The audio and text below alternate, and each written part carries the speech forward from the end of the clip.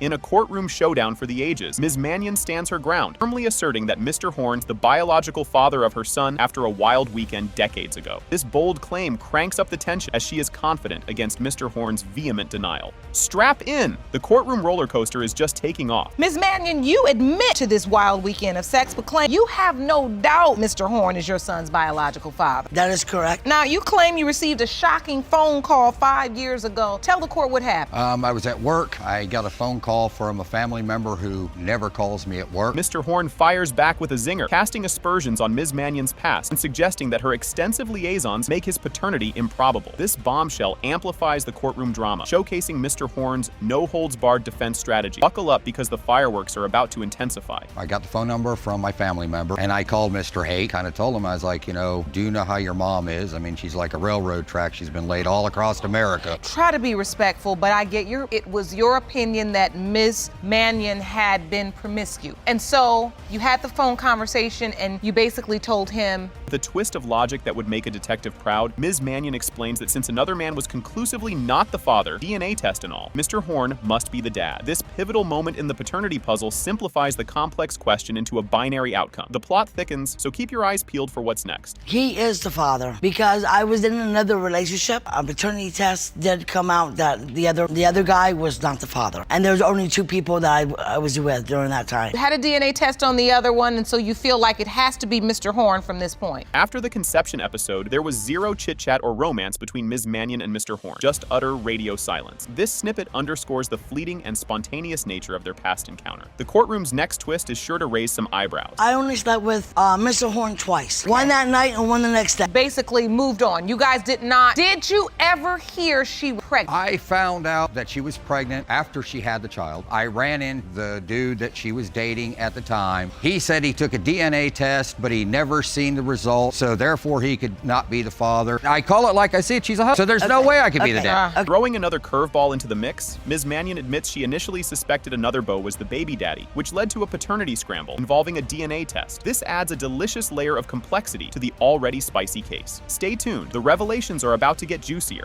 Did you immediately think it was Mr. Horn's child? You thought it was someone else, and that's the man that you had tested? Well, I did not pay for it. His family did. Did you bring copies of DNA testing results? Proof. I did not get the results. All I know is he told me. I even called her family after this because the said dude that she thought was the father gave me the phone number because I was like, if I got a kid, I want to be part of the kid's life. In a moment of soap opera-worthy suspense, Ms. Mannion finally spills the beans to her son about Mr. Horn's potential daddy status only when directly questioned. This delay in dropping the paternal bombshell adds a thick layer of drama and emotional turmoil for their son, Andrew. The response to this bombshell is up next, and it's a doozy. Did you truly believe Mr. Horn was father? You've admitted in court today that there possibly could be another man, but they told you the DNA test said it proved it wasn't true. So did you ever think to maybe fill your son in and say, well, there also was another guy? The other guy did sign a birth certificate because he believed also that he was the father. Amid the emotional whirlwind, Andrew steps up with a heart-wrenching appeal, hoping to forge a meaningful connection with Mr. Horn if the DNA aligns. His yearning for a stable paternal figure is palpable and tugs at the heartstrings. The emotional climax is just around the corner, and it's a tearjerker. I'm hoping that I actually found my father. So since you were 12 years old, you've been carrying the name Kevin Horn in the back of your mind. It's the first time you've ever laid eyes. Yeah. Other than a picture on the internet when I found the information. My grandmother lost all the information that he gave her. Did investigative work myself to find him. Cue the dramatic pause as the judge delivers the much-anticipated DNA verdict. It has been determined by this court. Mr. Horn, you are his father.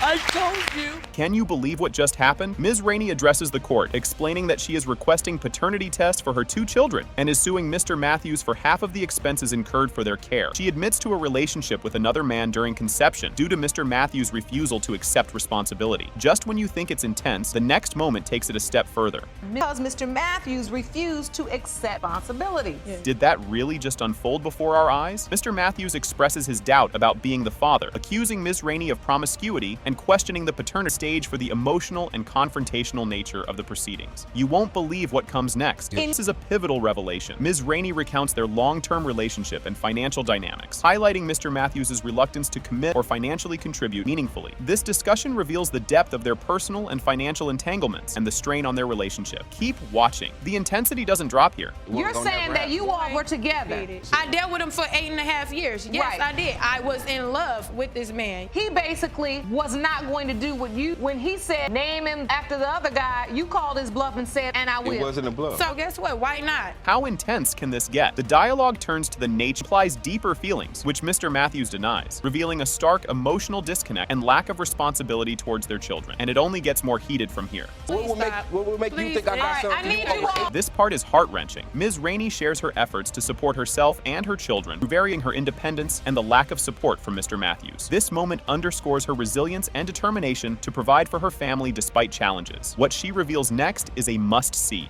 You'll want to pay close attention here. A poignant moment arises as Ms. Rainey discusses the cycle of absence and neglect from male I had a rough life. When you don't have nobody and that's all you have is somebody that's really nothing to lean on, that's what you got to do. Mr. Matthews admitting to minimal involvement. This leads to the judge reinforcing the need for Mr. Matthews to take financial responsibility, setting the stage for the final judgment. The conclusion of this trial will astonish you. You are indeed her father. Buckle up, because the courtroom drama is just warming up. Judge Lake kicks off the proceedings with a bombshell. Ms. Ray is entangled in a love triangle and isn't sure who fathered her son, Jordan. She openly admits the emotional chaos this has caused. Hang tight, because the room's about to heat up even more. So you confess you got caught in a love triangle, and now, though it breaks heart, you don't know which man fathered your son. Yes, Your Honor. Here's where the plot twists again. Ms. Ray spills the tea on her complicated personal saga, explaining how she took a break from Mr. Wise and found solace, and maybe more, in Mr. Eastham during a few wild nights. As the mystery deepens, the next revelation will definitely turn heads. At the end of the summer in 2011, me and Mr. Wise was on a break. A longtime friend of mine, shoulder to cry on. We had 2 different occasions. We had got drunk and partied together. We do not know if we had sex. It is a possibility he could be Jordan's father. Fasten your seatbelts. It's getting bumpy. Mr. Wise reveals a whopper. He only found out about the other potential daddy 2 months post Jordan's arrival, thanks to Ms. Ray keeping it under wraps. This explosive tidbit shines a glaring spotlight on the emotional turmoil swirling around. And just when you think it can't get crazier, it does. 2 months after Jordan was born. That is when I told Josh that Dave could possibly be the father, because 2 nights that we had partied together, we do not know what happened either. I was honestly scared to death. It's because we had twins that passed away. Jordan was not Josh's child. Gear up for a curveball. During an emotionally charged showdown, court examines side-by-side photos of Jordan and Mr. Wise, leading to a tense moment of acknowledgments about their similarities. Just when you think you've seen it all, the next clip will throw you for a loop. Jordan on the left, and then you, Mr. Wise, on the right. He's starting to look like you. Yes, Your Honor. I think he looks just like Josh. You love that little boy. Both of them He love calls you Jordan. daddy. Brace for a heart tug. Both gentlemen lay bare their emotional connections with Jordan, each asserting his fatherly bond. This poignant scene underscores the emotional stakes involved, far beyond the mere legalities of paternity. The next part, it's a real tearjerker. It is My what it son. is. Ain't nobody gonna take my son from me. Ain't nobody gonna take it from me neither. I'm just trying to. I feel like just since trying to day tell one you. you've tried to hold that of you being Jordan's Have dad I, okay, over let me, my let me say head. this. Have I skipped out? You have been there and you hoping, have like, been good to him. Y'all could be a And little yes, famous. That's the only reason that you're. I feel like that's the only reason you're around, Felicia. I feel like both of you guys are only One good day, to I Jordan. could get my- Keep your eyes peeled. The drama escalates. A fiery debate erupts over past relationships, betrayals, and alleged sabotage, painting a tangled web of emotions and accusations. This intense exchange sets the stage for even more jaw-dropping moments to follow. If she was happy in the past year and a half, how come me and her had occurrences in the past year? Ask her that, because she. Because you ran back to your baby's mom as well. That too can play that game, baby. I sure did. Yeah. I sure. Sound like I'm no hoe that just ran around. I'm not saying that, but Amid the emotional whirlwind, a clear priority emerges. Ms. Ray declares her focus on Jordan's welfare and her own stability, sidelining the paternity drama. As she reiterates her commitment to her son, the stage is set for a verdict that will shock everyone. Prepare for an emotional roller coaster up next. I'm here because that little boy on that TV screen to give him peace of mind. You all have painted the picture. I don't want either one of them, Your Honor. I love Josh and I genuinely love Dave. He is my best friend. I want to focus on that baby right there and then build a relationship with a stranger that I've never met before. But right now, Jordan is my focus. As the verdict looms, the tension could be cut with a knife. The build-up to Judge Lake revealing the paternity test results is palpable, with everyone on edge about the potentially life-altering outcome. Get ready, because the reveal is nothing short of breathtaking. The important thing is you gotta get out of the denial. You gotta act like all under control in this situation and decide, fight that urge to go from one man to the next. That's what you've been doing. And they just sitting around here waiting for the serve. They're just waiting. Grab the tissue, here comes the big reveal. It has been determined by this court, Mr. Wise is his father. I told you. Can you believe what just went down? Savannah Osborne, alongside her aunt, strides into court to declare that Billy Jack Fitzmaurice is her biological dad. They've demanded a paternity test to clear the air once and for all. Savannah confirms this boldly when prodded by the judge. Buckle up, because the roller coaster is just starting. You are here to prove Billy Jack Fitzmaurice is your dad. You and your aunt petitioned the court for paternity test, finally prove the truth. Yes, Your Honor. Did you see that curveball coming? Miss Osborne, Savannah's mom, admits she let her daughter believe Mr. Fitzmaurice was her dad for years. But plot twist, she now claims another dude is the real dad, and she's here to prove it. She unpacks the messy backstory that led them to this courtroom showdown. The plot thickens, so stay tuned. Well, I've always grew up thinking that Billy was my father and that I resembled him. And I even moved in with my dad's side of the family. And then all of a sudden, when I was about 12, I got told otherwise. Hold the phone. What a bombshell. At age 12, while chilling and watching TV, Savannah's mom drops a massive revelation. Mr. Fitzmaurice might not be her father. This threw Savannah for a loop, sending her scrambling to call her aunt for support. You'll want to stick around, because what happens next is even juicier. What happened when you were 12? We were just sitting watching TV, and suddenly she looks at me, she says, you know, there's a possibility that another man could be your father. And what was your reaction? At the moment, I didn't know what to do. Kind of just left the room, went and called my aunt. And your aunt, Miss Brooks. Miss Brooks, do you remember that call? Yes, I do. Well, this is a plot twist. Savannah's mom confesses to juggling romances with both Mr. Fitzmaurice and another man when Savannah was conceived, admitting either could be the father. She leans toward the other guy being the dad, based on gut feel more than hard proof. The emotional stakes are sky high. Don't go anywhere. I told her that another guy could be her father, but I never heard that Billy Jack was her father, because his family put in her head that he was her father. I just kind of went with it. For 12 years, who were you saying was her biological father? I didn't say who was her father. But she's living with his family. Yes, and at the time, Talk about an emotional whirlwind. Savannah openly discusses how her mom's revelations have turned her world upside down, tangling up her sense of identity and family ties. This chapter of her life has been fraught with confusion and distress. The upcoming scene is even more tear-jerking.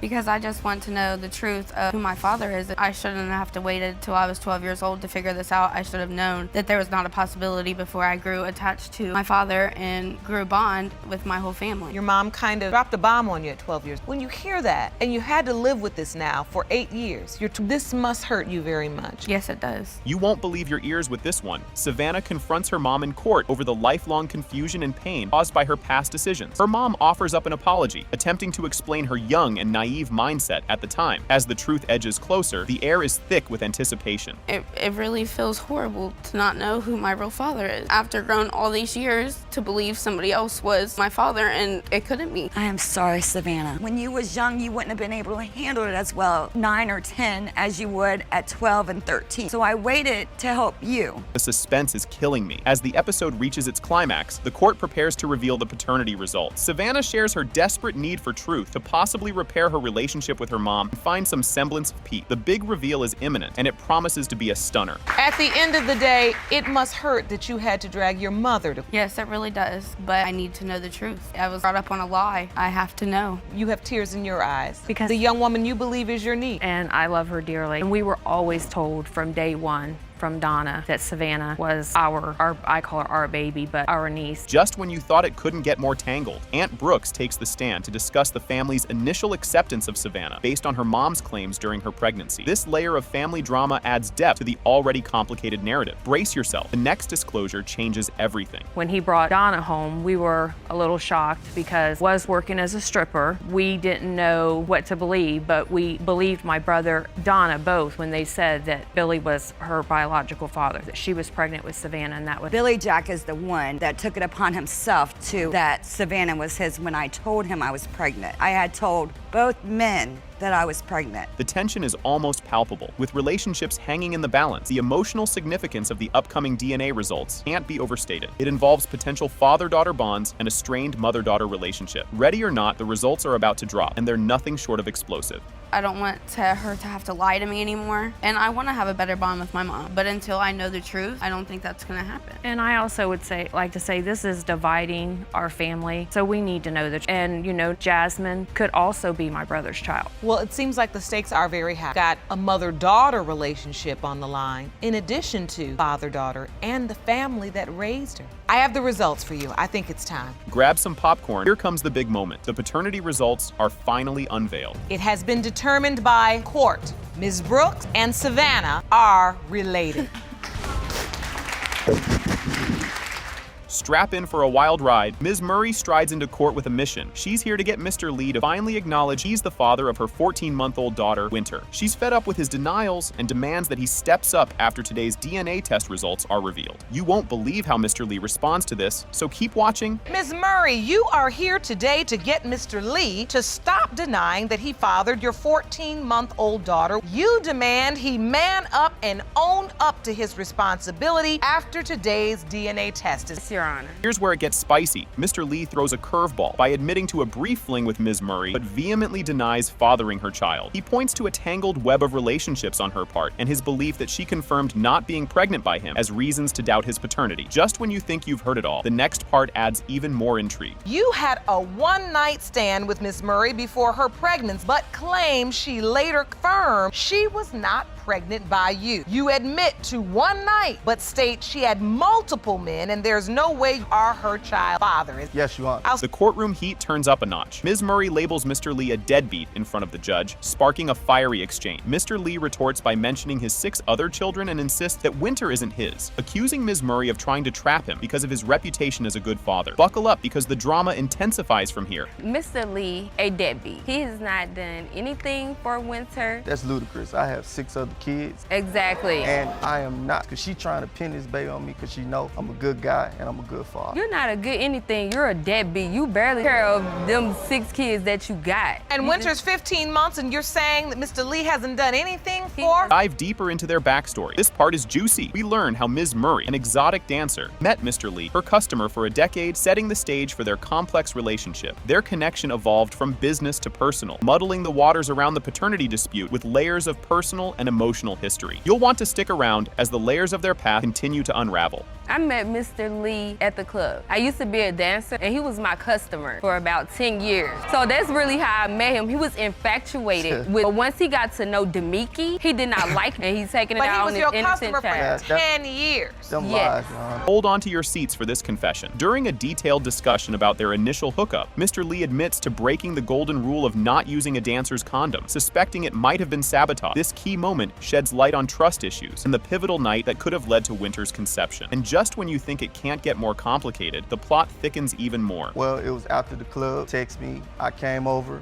And unfortunately, I broke the golden rule. You broke the what? The golden rule. The golden rule? What's the golden rule? Never use the stripper's condom. It was not mine, babe. Oh, the golden rule is never use a condom that the stripper gives. You bring on, and I can't. You might want to sit down for this twist. The plot thickens as they reveal a second unprotected encounter, justified by Mr. Lee's mistaken belief that Ms. Murray was already pregnant. This crucial slip-up falls right within the probable window for conceiving Winter, highlighting the chaos and miscommunication defining their relationship. As the tension builds, get ready for the bombshell about to drop. So how long after she told you not pregnant, how long after that did you sleep with each other again? Like 2 weeks. You meet up again, have sex again, you don't use protection. And you claim that's because she said she's already pregnant. You didn't have any proof of that. But see, the thing about it is, I always thought. The grand finale is nothing short of explosive. The DNA results are finally disclosed. It has been determined by this court. Mr. Lee, you are the father. That was your baby say. Get ready for a roller coaster. At the beginning of the episode, the plaintiff, Mr. Thompson, comes out swinging, asserting that he, not Mr. Fresneda, is the biological father of Ms. Jasmine Robinson. Despite never having met her, he is confident that the DNA test will prove his paternity today. Strap in, because this is just the warm-up act. And you've dragged the defendant, Mr. Fresneda, to court to prove that you not fathered Ms. Jasmine Robinson. You've never met Ms. Robinson, but say today you'll prove she's yours. Yes, Your Honor. Brace yourselves for this declaration. Mr. Fresneda, who was married to Ms. Robinson's mother, steps up with confidence, claiming that today's DNA test results will confirm him as the biological father. His certainty sets the stage for a contentious dispute over paternity. The air is getting thick with tension, and there's more to come. Fresneda, you were married to Ms. Robinson's mother and claim today's DNA test result will confirm that you are the biological father. Yes, Your Honor. Things just got real. As Ms. Robinson is escorted into the courtroom, a totally out-of-line comment from the plaintiff's side throws a curveball, which Judge Lake immediately shuts down. This moment heightens the tension in the courtroom, underlining the personal stakes involved. Buckle up, the courtroom drama is ramping up. Before we start the case, Ron, can you escort Ms. Robinson into the courtroom? Yes, Your Honor. Please, thank you. I'm just standing right here. Mr. Thompson, why did you finally decide to reach out to Ms. Robinson? The plot thickens deliciously here. Mr. Thompson dives into his backstory, explaining his reason for reaching out to Ms. Robinson, citing a past relationship with her mother and suggestions from family members that Robinson resembled. This revelation adds a layer of personal and historical complexity to the case. Things are about to get even spicier. Me and her mother had relations while Miss Fresneda was away. When Miss Fresneda came back into the picture, I stopped seeing Sonia, and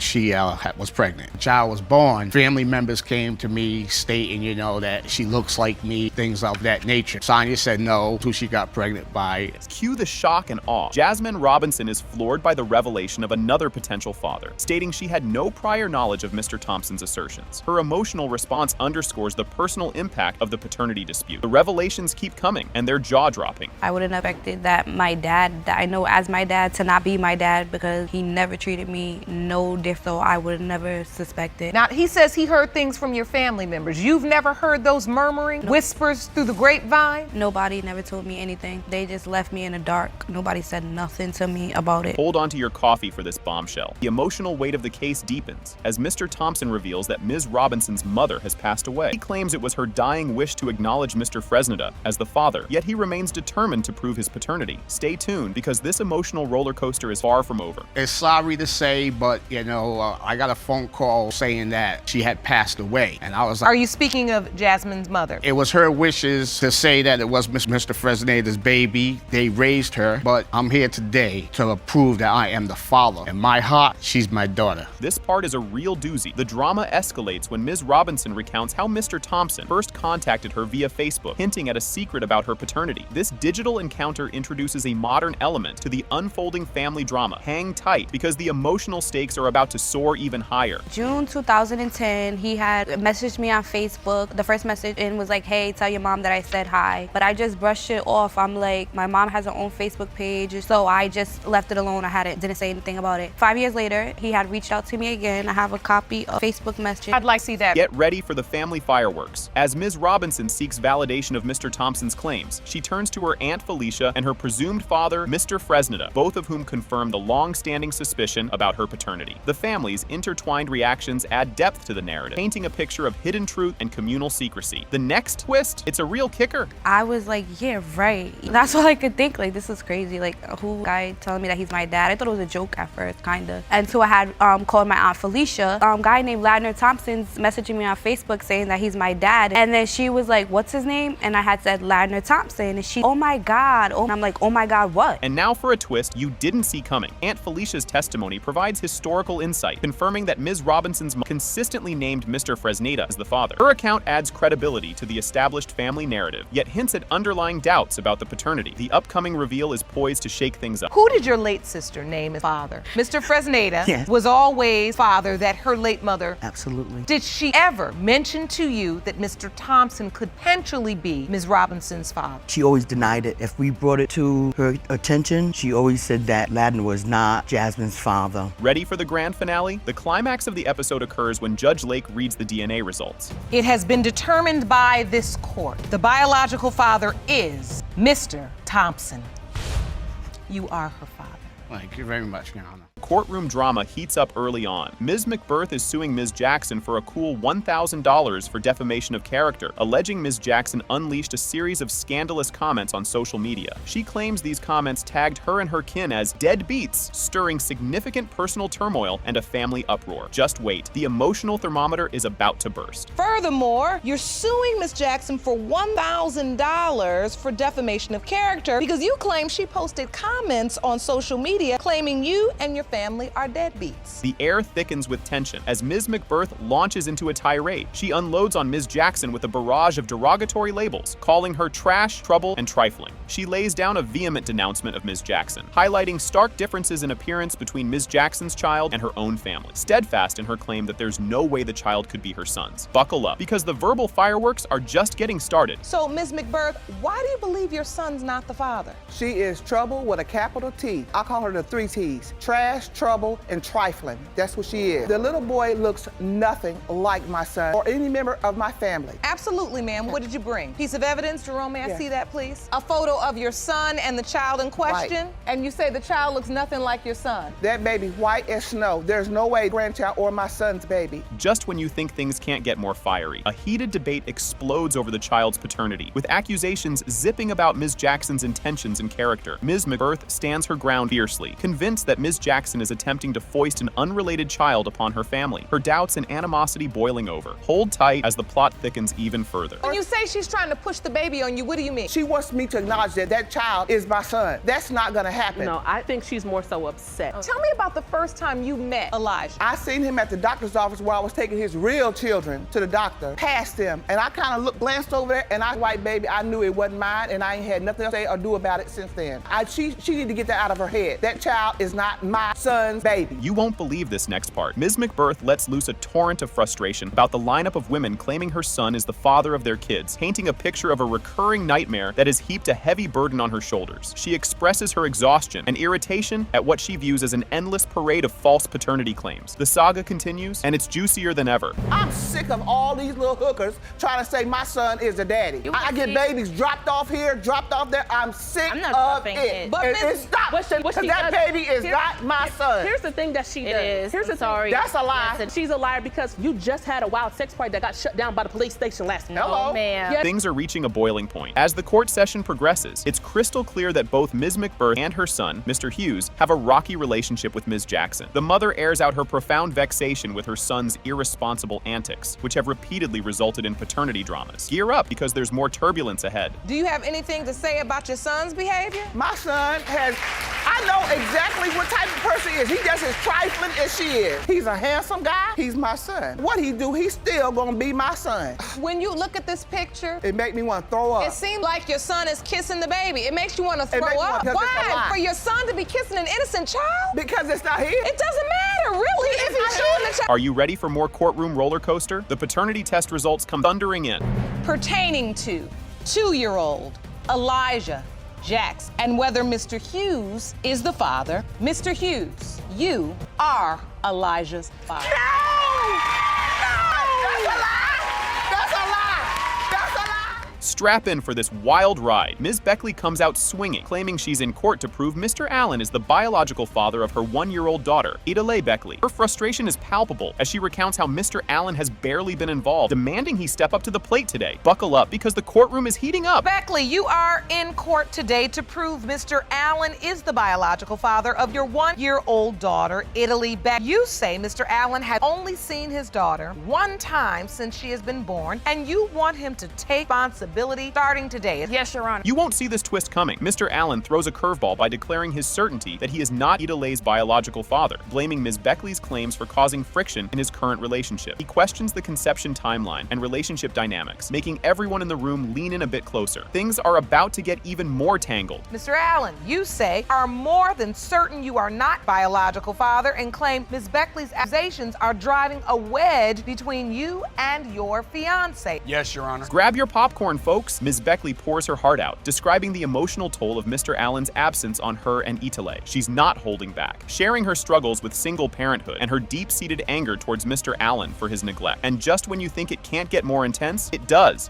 I'm angry. She's without a father, and it's just, It's terrible that she has to go through that, and I'm raising her on my own. I just feel like you should be a dad to her, because you are her father. And you feel like he's just neglecting your child. He's neglecting her. With the other 2 kids we have, he's in their life, but you're not in hers. And it makes me feel like wow, like really? Oh, it's getting spicy now. A fiery debate erupts about the specifics of Mr. Allen and Ms. Beckley's relationship around the time Ida was conceived, including a detailed recount of their less than romantic encounters. Every detail is scrutinized under the courtroom's microscope. Stick around because the fireworks are just beginning. Well, me and Ms. Beckley had separated. We were co-parenting. We were still good friends. On Germany's 2nd birthday, he wasn't staying with me, but he ended up coming back on her birthday. We had sex, unprotected. It wasn't baby making sex. It was angry sex. It's not about baby making sex. Sex is sex. It was baby making, love making, hate making, making, sex is sex, and she's still here as a baby. It don't matter what type of sex it was unprotected. It was angry sex. I was mad at the fact that she put me at the house, that I had been there taking care of her and the children. Here's where it gets juicy. Ms. Beckley reveals bombshell evidence showing Mr. Allen's signature on the birth certificates of their other kids, but notably absent on Ida Lay's. Her disappointment is loud and clear as she calls him out for missing crucial moments, like her emergency C-section. Wait till you see Mr. Allen's comeback.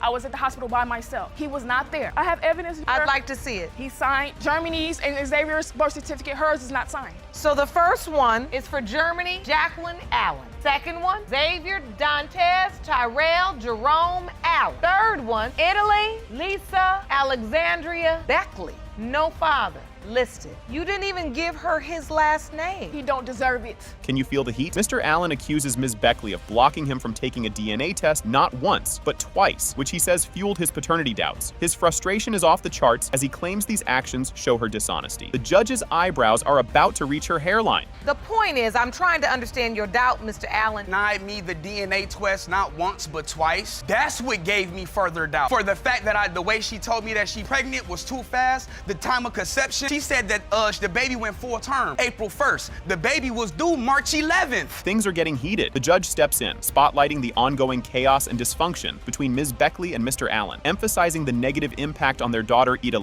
She doesn't mince words, calling out their harmful dance of arguments. Get ready, because the judge is about to lay down the law. I'm starting to understand what's going on here. You know this choreography. Arguing and dysfunction and yelling and back and forth. You all do this well. Your Honor, I stepped away, And this little girl is the one suffering because she's a year old with no father. Watch as the plot thickens. Enter Mr. Allen's fiancé, who stirs the pot by alleging that Ms. Beckley told another man he was the father, which adds layers of drama and doubt to the already sizzling courtroom saga. The anticipation is building, and you won't believe what's up next. Mr. Allen, you brought a witness. I'd like to hear from her. Ma'am, please state. State your name for the record. Cheyenne Montgomery. I'm Darius' fiance. She has told Darius that he was not the father. It's been said that she's told another guy he was the father. Okay, y'all got proof of that, and y'all fiancés with a ring at? Girl, mind your business. You have no business. That's why you're here. Because you're worried about, was you in the bed with me and him when we had her? And now, the moment of truth. The DNA test results are in. It has been determined by this court. Mr. Allen,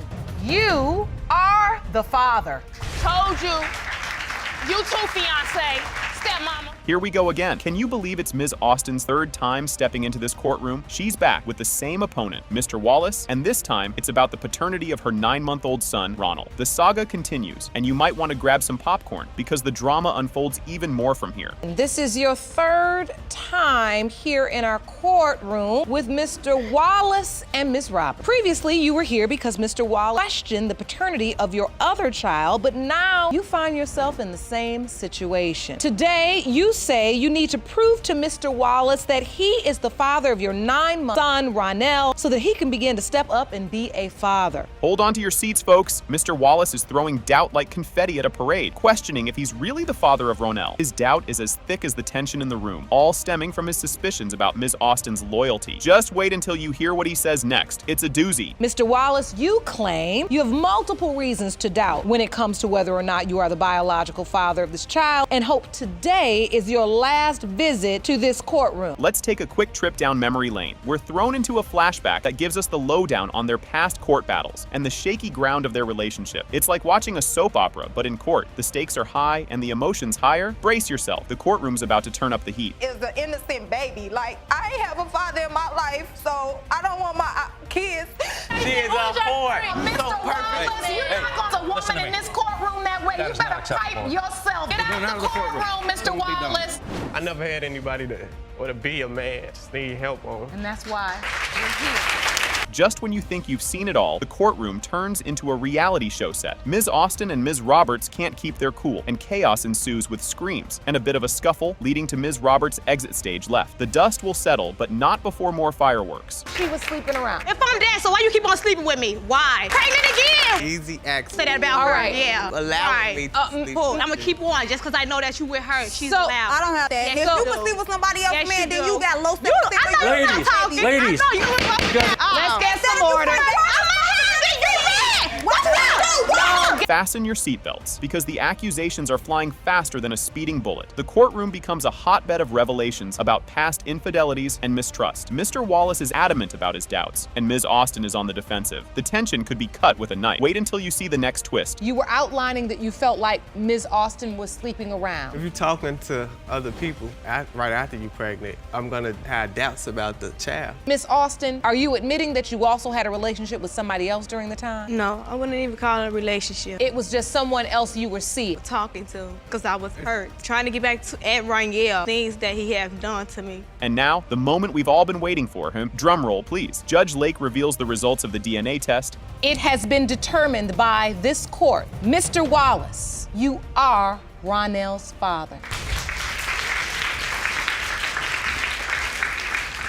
Can you believe that reaction? At the 10-second mark, the audience warmly greets the court with a good day. Shortly thereafter, Mr. Barlow asserts that his 8 children bear a strong resemblance to him, unlike Ms. Winslow's son, Jabril, leading him to doubt his paternity. The implication is clear as he directly states that he is not Jabril's father, raising questions about the child's true lineage. Just when you think it's settling, the next moment adds even more spice. Good day, everyone. Good day, Jan. Mr. Barlow, you say your 8 kids look exactly like you, but the defendant's son, Jabril, looks nothing like you. And that's because you're not his father, and you know who is. Yes, Your Honor. This accusation just raised the stakes. During this segment, Mr. Barlow expresses his suspicions about Ms. Winslow's fidelity, suggesting she was involved with the landlord during his absence. He reveals his habit of frequent phone checks due to a history of infidelity, further complicating their relationship. The tension escalates with Ms. Winslow defending her actions by emphasizing the landlord's presence was purely professional, a claim met with skepticism by Mr. Barlow, and it only intensifies from here. Your Honor, I doubt these things due to the fact that during the time of Jabril's conception, he was around enough for us to conceive. as I was away, I believe she was sleeping with the landlord. And that's not possible, Your Honor. The landlord. Why do you believe that? What evidence do you have? As I was away, I would call all the time. Plus, I got a long past of infidelity. I got a long history of infidelity. And so I left. When I went away, she said pay back some. Here's where things start to heat up even more. Mr. Barlow questions the appropriateness of the landlord's late visits, hinting at potential misconduct. Judge Lake tries to rationalize the situation by suggesting that the landlord's presence was necessary for apartment repairs. However, Mr. Barlow remains unconvinced, highlighting unusual timings and activities that fuel his doubts about the nature of the landlord's visits. Keep watching, the tension escalates in the next segment. Mr. Barlow, clearly if the landlord's going to repair something in the apartment, so if she says, I'm going to call you back because the landlord is here to make sure he's fixing the right thing? I'm calling at 10 p.m. and he there. You call at 10 and he's there. The landlord's at the house at 10 p.m. Yeah, and you know why, Your Honor? Stuff. Because he doesn't have contract. He does things So what his in a so-called girlfriend three-story about building this? himself. The drama unfolds further with this revelation. Ms. Winslow recounts her desperate situation after being duped by another landlord, explaining how the current landlord allowed her to move in without an immediate rent payment due to her circumstances. This act of kindness is portrayed by Mr. Barlow as suspicious, suggesting ulterior motives, which leads to further debate about the landlord's role and intentions. The next part brings even more revelations.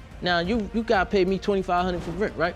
For what reason do I say, okay, you ain't got it, just give me $300? This is what happened. When I moved into this apartment building, I had got duped by a crooked person. The landlord that I was supposed to move into a house in, I paid him $2,000. What I went to do is get my lights cut on, and they told me that the place that I was trying to rent, tell him I have no money. I just gave my $2,000 to a landlord that was crooked, and I can't even move in the house. This moment is absolutely heart-wrenching. Ms. Winslow tearfully expresses her fears that her son was switched at birth, given his unexplained appearance differences. This emotional revelation comes after she faces constant public scrutiny and questions about her son's ethnicity. The idea of a hospital mix-up is so distressing that it pushes her to conduct personal research on the frequency of such incidents, hoping for answers. As emotional as this is, the conclusion will touch your heart even more. I did a research online. Here. Let me see that. And What did you 28,000 babies have been switched at the hospital and find out later on that their parents aren't their biological children. The fact that there are about 28,000 babies that get switched at birth in the hospital every year. And you have so much doubt, not just surrounding the paternity, but also as to whether or not you're the child's mother, because everywhere you go, people are asking you. Everywhere I go. The tension breaks with a moment of truth. In the final resolution, Judge Lake confirms Ms. Winslow's maternity with almost absolute certainty after reviewing the DNA test results. It has been determined by this court. Mr. Barlow, you are the father. Thank you, thank you. Thank you.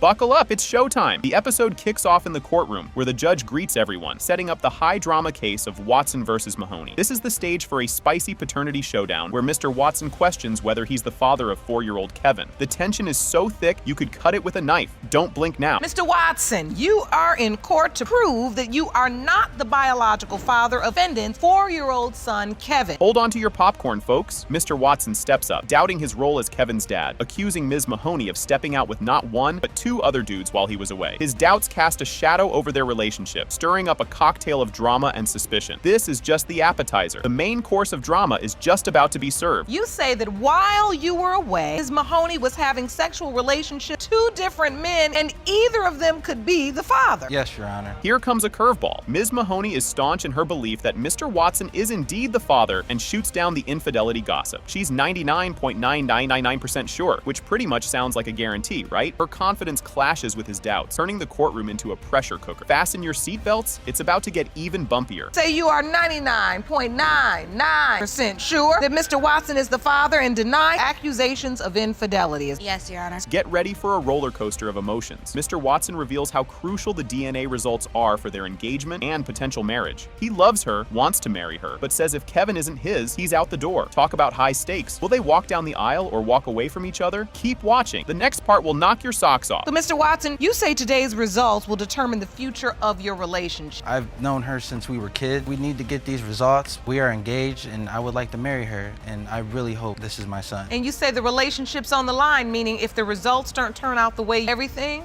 It's out the window, Your Honor. This next bit is a real heart-tugger. The spotlight shifts to little Kevin, who's feeling the sting of the grown-ups drama. Ms. Mahoney shares how the uncertainty affects Kevin, showing a softer, more vulnerable side of the dispute. It's tough watching, folks. The next scene might just have you reaching for the tissues. It's hard. He looks up to him a lot. Sometimes he gets real short-tempered with him, and he just he'll sit by him and he'll move away, and it's hard as a mother to see that. And Kevin's 4, so he understands this rejection. It takes him really hard.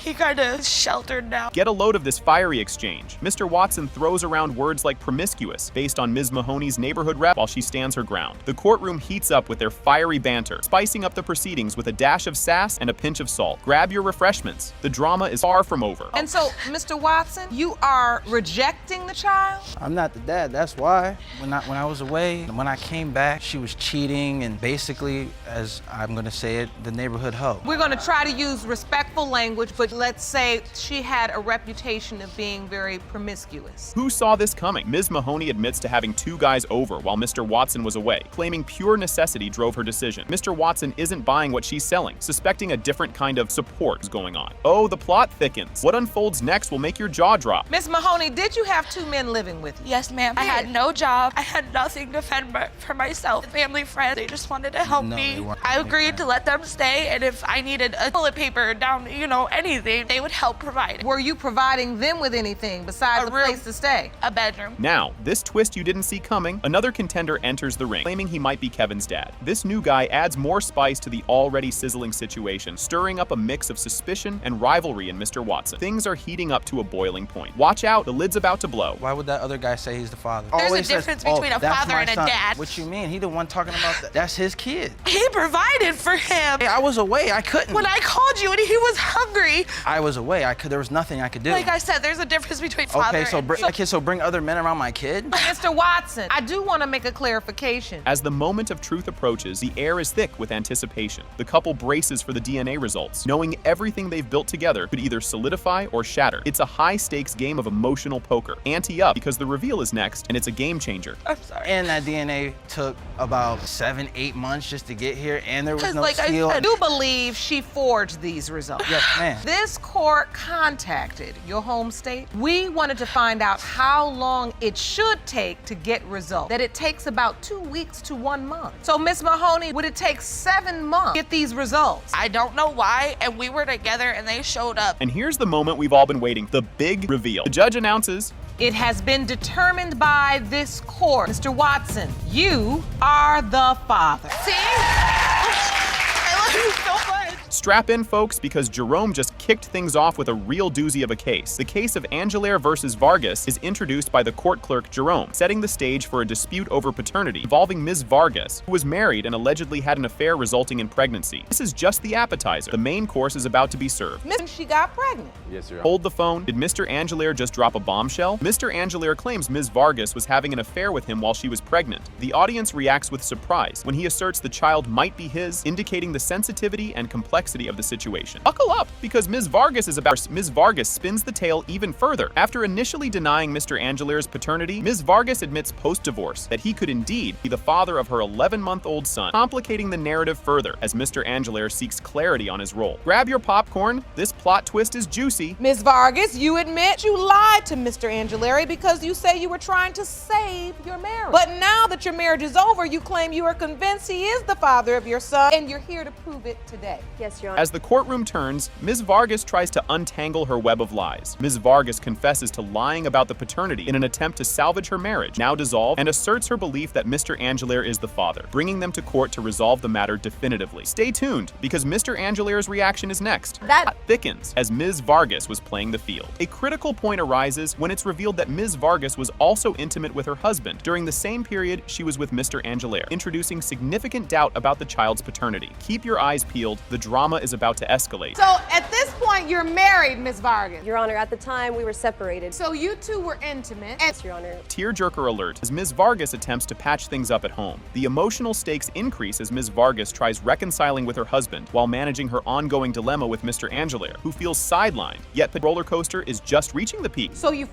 told him it was his. You decided I wanted to try to work this out with my husband. Be a chance that it was his. Another lie. Angelaire isn't holding back now, folks. Tensions peak when Mr. Angelaire expresses his frustration over being excluded and uncertain about his role in the child's life, despite his attempts to engage and support Ms. Vargas. Get ready for the showdown, because it's coming up. Have any kids? As desperation kicks in, Ms. Vargas reaches out to Mr. Angelaire with a financial SOS. Ms. Vargas contacts Mr. Angelaire when financial realities hit her, revealing the child's potential likeness to him, which rekindles his involvement and complicates their relationship dynamics further. You won't believe what happens next. He contacts me on Facebook when the child 6.5 months. And now, for the moment of truth, will Mr. Angelaire be the father? The climactic moment arrives with the DNA test results. Just when you think it couldn't get more tangled, Ramon McKnight has been promising to leave his wife for his mistress, suggesting he wants a relationship with her, leading to confusion and hope for a future together. The confrontation is just heating up. Stick around, it's just the appetizer. Ramon McKnight been telling me that he's gonna leave her, he don't wanna be with her, so now you keep telling me this, I'm thinking like, okay, he's gonna do it, he wanna be with me then if he keeps telling me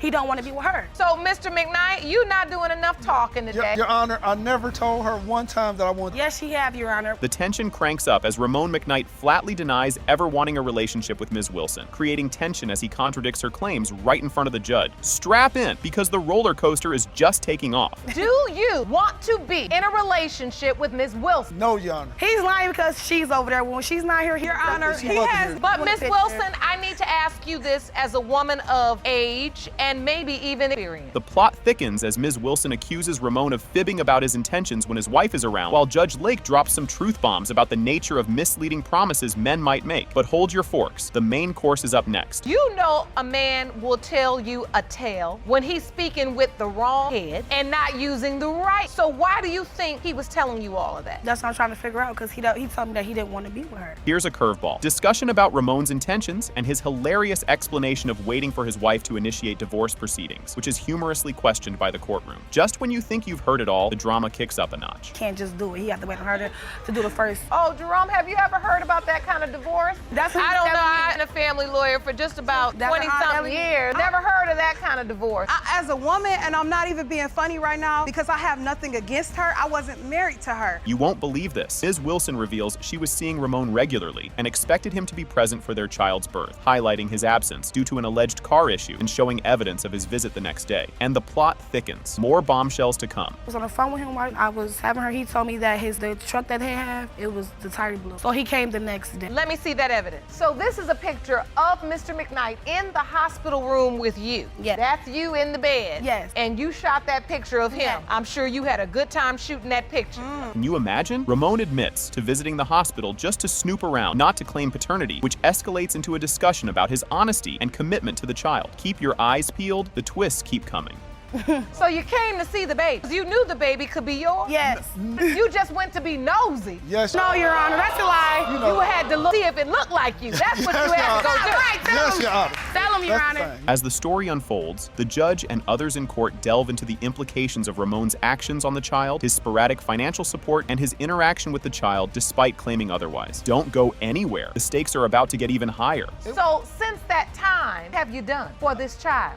He's lying. He seen her 2 weeks ago at the hotel. He gave me $200 and he seen her. So you've tried to go see the baby? No, I came to him multiple times. Your Honor. I was gonna say, it looks like you didn't know he had seen and spent time with the baby. It's numerous times he been seeing my baby. Just when you think it couldn't get wilder, intense courtroom exchanges about Ramon's living situation and responsibilities, with Ms. Wilson and Ramon's wife debating his honesty and involvement in his children's lives. Fasten your seatbelts. What's next is even more jaw-dropping. If they wanted to reach out to him, they've had multiple ways. But he live in the room, boo-boo. He gotta have an address. No, he doesn't They have can't serve a person a who live in the relative's room. address, a P.O. box, relative. He don't have that. You don't know what I it is, know it's the ma'am? hotel. You're not his wife. You don't know what he possesses. Okay, well. This is the part that I want you to understand. You're not gonna outdo her. You are married until you are divorced. They are married. This segment hits home. The judge reflects on the common lies men tell in affairs and emphasizes the emotional impact on the women involved, urging Ms. Wilson to recognize her worth beyond this entanglement. But the story doesn't end here. The truth bomb is about to drop. I can understand how a young woman, when you say you suffered such a tragic loss, how you could be in a position somebody cares about you, want to believe that person's lies, because I do believe Mr. McKnight, because he's telling the same tale most married men tell when they have no intention of leaving their family. It's always what the wife ain't doing and what he don't like about her and what this. You ain't nothing but momentary therapy. In an emotional twist, Ms. McKnight speaks about her recent personal loss and her commitment to resolving the situation for the sake of all children involved, leading into a deeper examination of Ramon's doubts about paternity. The envelope with the DNA results is coming up, and it's a doozy. May I also tell you that I just buried my mother 3 days ago. That speaks to how passionate I am about getting this situation resolved. Nothing in me wanted to get on a flight, but I do want closure from this situation. I want the best for her child, believe it or not. Children to have a relationship with their sibling. I'm not the type of person that she's trying to paint me to be. I do love my husband. As the drama escalates, revelations about Ms. Wilson's other romantic encounters bring into question the paternity of the child, leading to a climactic moment where the potential for multiple fathers is discussed. Brace yourself. The reveal is about to make waves. Saw a text in Miss Wilson's phone that said your granddaughter's doing fine. That was not your father? No, my father is deceased. Anybody from your family? Miss Wilson, were you sleeping with some other man? Yes, Your Honor. Well, I was messing with, I only slept with him 2 times. But it only takes once. As we draw near the climax, It has been determined by this court. Mr. McKnight,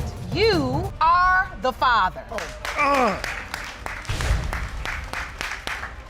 Can you handle this? Ms. Hines steps up to the plate, laying down the law with her ex-boyfriend, Mr. Jackson, in court. She's all geared up to prove he's the father of her 22-month-old son, Matthias. She's sure because, hey, their Christmas Eve car rendezvous says it all. She spills the details of their holiday hookup and his not-so-festive gift announcement. Brace yourself because the courtroom roller coaster is just taking off. Ms. Hines, today you've summoned your ex-boyfriend, Mr. Jackson, to court. You want to prove that he fathered your 22-month-old son, Matthias. Yes, Your Honor. And just when you thought it couldn't get spicier, Mr. Jackson fires back, casting doubt with tales of another man cozying up in Ms. Hines' living space around baby-making time. He's not buying the one-man show story because, according to him, the plot thickens with an unexpected guest star. The plot twists are just getting started. Keep your eyes peeled. You claim Matthias cannot be your son because another man living with her around the time of conception. So, Ms. Hines, why are you so certain Mr. Jackson is your son's father? Christmas Eve, we had sex in the car. I told him that I was pregnant. He basically said that he gave me a Christmas gift. Did you see that curveball? In the midst of the courtroom clash, Mr. Jackson throws a wrench into the works. He's not just questioning the timing of their Christmas Eve escapade, but also doubting he was the only contender in the paternity race. He points fingers at Ms. Hines' questionable living arrangement as the source of his skepticism. The intrigue deepens. Watch as they dive into the tangled web of their past. More than likely, I be with my family Christmas because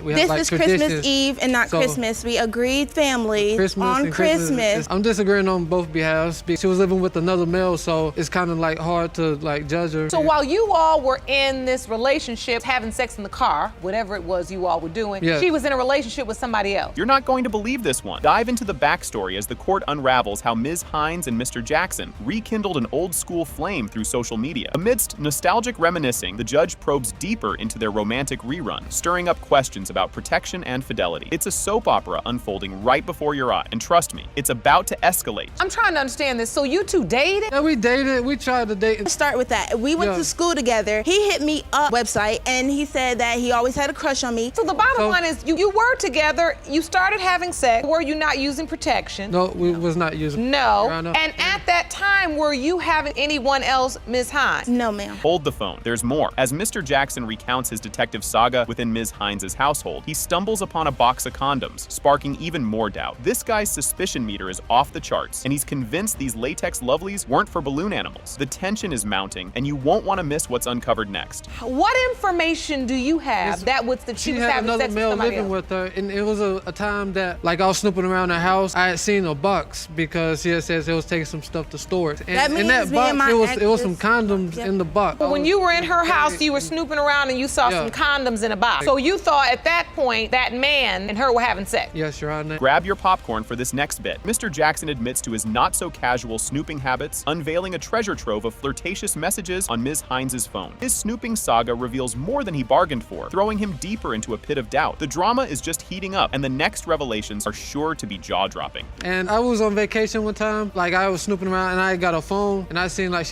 was texting numerous people. It was like calling her bouncy. You're doing a lot of snooping. I mean, if you're snooping, why are you even with her then? I've just seen so many things that seem shady. Here's a twist. Ms. Hines' best friend, Ms. Johnson, steps into the spotlight. Sharing her side of the childcare saga, she paints a vivid picture of Mr. Jackson's cameo appearances in Matthias's life, supplemented by her own supporting role in this parental drama. It's a tangled tale of minimal dad duties and friendship feats. What happens next? You guessed it, the drama unfolds further. Ms. Johnson, you are Ms. Hines' best friend. What do you know about I know everything about the situation. I know she's been pretty much taking care of him. No help from him. I do most of the babysitting. This woman is He's irrelevant. paid me twice for babysitting. $10 a piece, both times. I'm more of a father to this child than he is. Ready for the grand finale? After all the suspense, Judge Lake delivers the much anticipated DNA test results, and bam. It has been determined by this court. Mr. Jackson, you are Matthias's father. At least like if I can get a hug,